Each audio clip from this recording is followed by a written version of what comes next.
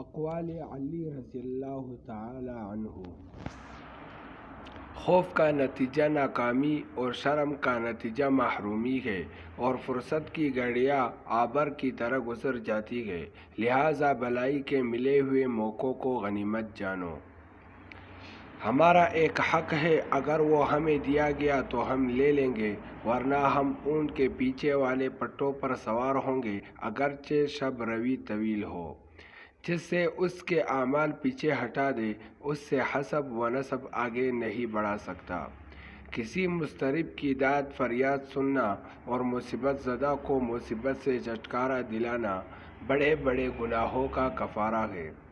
اے آدم علیہ السلام کے بیٹے، جب تو دیکھے کہ اللہ تجھے پے در پے نعمتیں دے رہا ہے اور تو اس کی نافرمانی کر رہا ہے تو اس سے ڈرنا چاہیے۔ جب کسی نے بھی کوئی بات دل میں چھپا کے رکھنا چاہیے۔